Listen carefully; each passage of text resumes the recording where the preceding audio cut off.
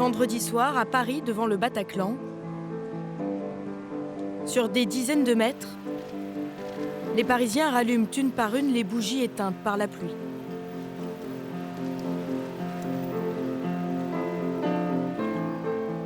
Devant l'affiche toujours présente du dernier concert, Kevin, un musicien amateur de 25 ans, a installé son piano.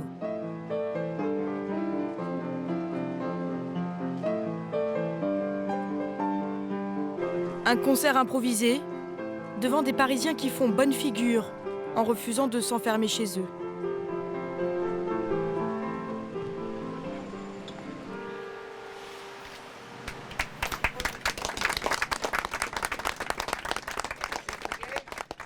Merci en tout cas, merci à vous. Merci à vous. C'était très joli ce que tu as joué, je voulais te dire merci parce que j'ai prié très fort pour eux pendant que tu jouais. Merci. Voilà, donc merci pour ce que tu as fait toi et on continue quoi. Ok, Ce soir-là, il n'était pas le seul à résister en musique. Une sono ambulante a même débarqué, diffusant du reggae à tue-tête pour alléger un peu l'atmosphère.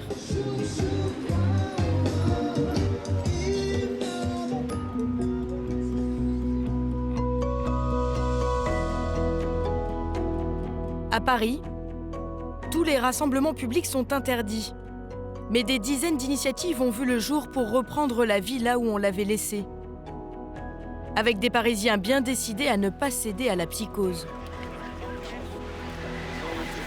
Je sors comme je sors d'habitude. Pourquoi je changerais mes habitudes? Moi, je mourrais les armes à la main, on ne va pas nous faire chier.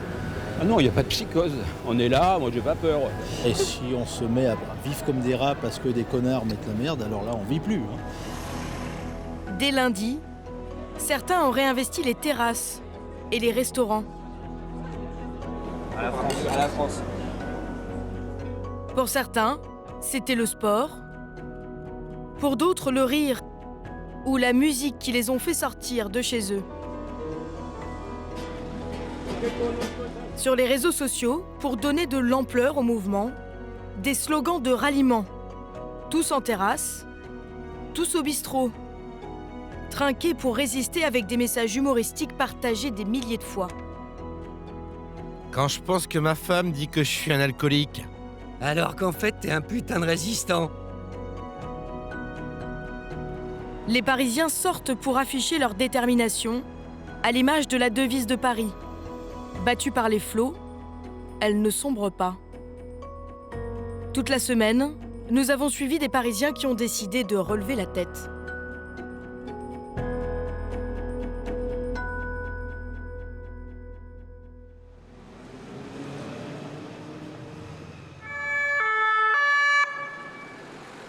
Rue de Charonne, 19 personnes sont mortes devant le restaurant La Belle Équipe.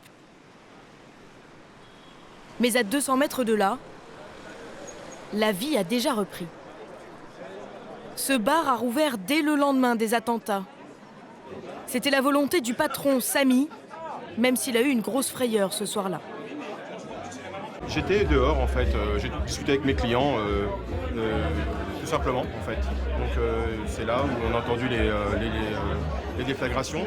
On n'a pas cherché à comprendre, hein. Tout le monde est rentré, on a fermé et on a attendu que ça se passe. Vous avez décidé de rouvrir immédiatement? Tout à fait, je suis parce qu'il fallait qu'on rouvre, quoi. Ça ne servait à rien de rester enfermé. Il y a des gens que je connaissais que j'ai perdus, j'en suis conscient, ça me rend triste, ça me rend furieux, mais pour que Paris reste Paris, voilà, sortons, célébrons, soyons joyeux. Voilà, il y a un moment pour la peine, je le conçois, mais il y a aussi un moment aussi où il faut aller de l'avant, il faut repartir. Mais le retour à une vie normale s'avère pour certains clients plus difficile que prévu. C'est la première fois que ce groupe d'amis se réunit depuis les attentats, et cela n'a pas été simple de venir ici. Neil, 26 ans, a dû se forcer, car il a été très choqué. Franchement, les 3 premiers jours, je suis resté dans mon lit non-stop. C'était impossible de bouger, impossible de faire quoi que ce soit, impossible de me lever. On se réveillait, on s'envoyait tous des messages pour se dire ça va, qu'est-ce que tu fais. On essayait de se retrouver un peu chez les uns, chez les autres, mais pour moi sortir en extérieur c'était impossible. Là par exemple, vous y pensez? Ouais, en arrivant, enfin même nous, on s'envoyait des messages avant du style, on s'en des petits blagues du style haha, t'as mis un gilet pare-balles, ouais bien sûr. Mais en vrai, c'est juste qu'on a la trouille, mais on essaie de pas y penser sur place parce que sinon c'est la panique totale. Du coup, pour oublier, Neil a carrément décidé de s'offrir une séance de rire. 2 fois par mois, le bar organise un spectacle de stand-up. Et malgré les attentats, ce soir, la salle est comble. Plusieurs comiques vont se succéder sur scène et certains ont prévu quelques blagues sur les événements qui se sont déroulés juste à côté. On a réfléchi forcément parce qu'on s'est dit, est-ce qu'on doit maintenir cette 5e au Beach Comedy Club vu tout ce qui se passe? D'autant plus qu'on est rue de Charonne, tu vois. Ça jette un froid généralement. T'as le monsieur qui fait putain, Patrick, tu nous avais pas dit que c'était rue de Charonne, merde. J'espère qu'ils sont drôles, merde quoi. Alors je vous rassure, aucune personne mal intentionnée ne viendra ce soir, hein, parce que vous avez croisé en haut Samy, qui est le barman, qui doit faire d'entre 250 et 300 kilos, donc il bouche l'entrée d'ici. Hein. Il y a aucune... Faire rire, même avec des sujets aussi tragiques, l'exercice est périlleux, mais le public apprécie. Je suis contente d'être sur scène. J'ai sorti, je suis allé au cinéma dimanche, j'ai essayé de me forcer, tu vois, aller au cinéma, bonne onde, on y va. Okay, il y a eu une alerte à la bombe, j'ai pas kiffé du tout. J'ai pas kiffé. Là, je suis contente qu'il y ait la sortie de secours juste à côté. Donc je jouais comme ça. Faire des blagues à partir d'événements aussi terribles que ça. Pour moi, c'est justement là où notre métier a une vraie importance, quoi. Je commence à vraiment comprendre. Ça fait 10 ans que je fais ce métier et je commence à comprendre vraiment l'importance de ce métier avec des événements aussi terribles, en fait. Parce qu'il faut exorciser les choses et c'est une façon de prendre du recul sur les choses. Au bout d'1h30 de spectacle, Neil a finalement retrouvé le sourire. C'était comment? C'était vraiment drôle. Ouais, la soirée. Ça aide à penser à autre chose. C'est vrai, vraiment? Ouais, franchement, on oublie un peu tout. Ouais. Au fil de cette semaine si particulière, toutes les occasions étaient bonnes à prendre pour retrouver le moral. Au pied de la Tour Eiffel, une joyeuse troupe est bien décidée à mettre de l'ambiance.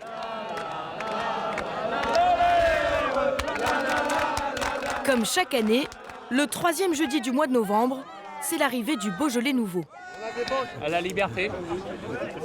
Ces vignerons sont venus en faire la promotion. Le partage. Allez, à la vôtre. Pour l'occasion, ils ont sorti les gros moyens. Ces vieilles 2 chevaux avec lesquelles ils vont défiler dans les rues de Paris. Après les attentats, ces viticulteurs se sont demandé s'il ne fallait pas annuler leur opération publicitaire. Finalement, ils se sont dit que c'était aussi l'occasion de soutenir les Parisiens. Prenez le moral, Paris, on est là, prenez le moral. Vive le Beaujolais, vive le faux. On lâche rien, on va gagner, on va gagner. Une action qu'ils vont poursuivre dans la soirée avec des dégustations. Il y a toujours des réserves. Jérémy a rendez-vous dans un bistrot pour faire découvrir son vin. Mais avec les attentats, cette cuvée 2015 risque d'avoir un goût un peu amer. Dans la restauration, les clients sont moins nombreux que d'habitude. Rien que dans cet établissement, la fréquentation a baissé de 15%. Et les touristes aussi ont déserté Paris. Il y aurait jusqu'à 40% d'annulation dans l'hôtellerie, mais tous ne se laissent pas gagner par la peur. Beaujolais nouveau. Ces Américaines sont arrivées aujourd'hui. C'est leur premier voyage à Paris. Vous n'avez pas annulé votre voyage? Non. Sinon, vous donnez raison aux terroristes et ils ont gagné. Il ne faut pas avoir peur. Ça peut arriver n'importe où. Vous savez, chez nous, aux États-Unis, il y a tellement d'armes en circulation que beaucoup plus de gens meurent à cause de cela. À la vôtre. Thank you. No, merci. Merci. Merci. C'est peut-être moins exubérant que ça pourrait l'être, mais en tout cas, on est là et on montre que c'est le French way of life, quoi. On continue et puis il faut qu'on le défende et qu'on le promeuve parce que c'est aussi un morceau de ce qu'on a à défendre face à la barbarie. Pour lutter contre la morosité, pas forcément besoin d'être bien nombreux. Tous les soirs à 19h, depuis son studio, Sarah donne rendez-vous à près de 15 000 personnes sur Internet. Cette DJ parisienne crée une compilation qu'elle diffuse sur sa page Facebook intitulée « Paris est toujours une fête ». Illustrée par cette photo volontairement insolente, 3 paires de fesses défient les interdits sur les toits de Paris.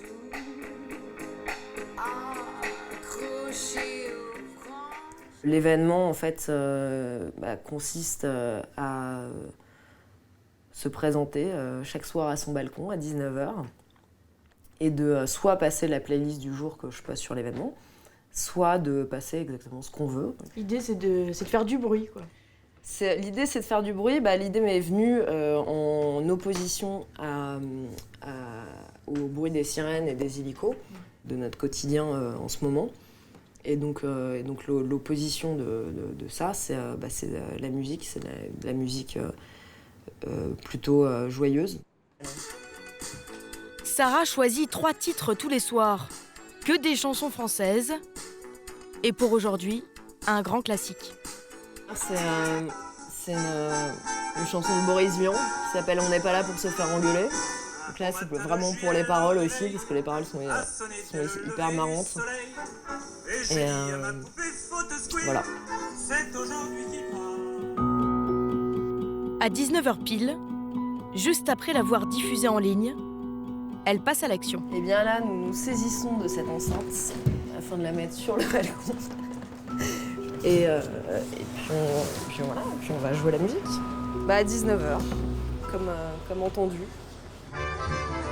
On n'est pas là pour se faire engueuler, on est là pour voir le défilé. On n'est pas là pour se faire assommer, on est venu pour voir le défilé.